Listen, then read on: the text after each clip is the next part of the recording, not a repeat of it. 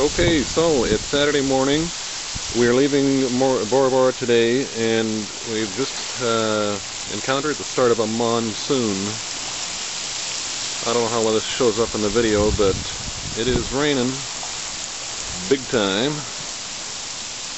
Fortunately, we got all our fun stuff done yesterday. Swam with the stingrays and the sharks and stuff.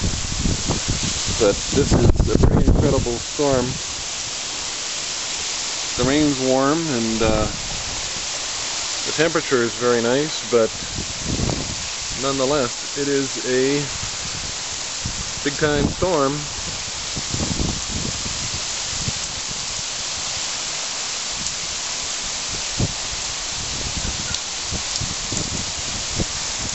Water's running off the thatched roof.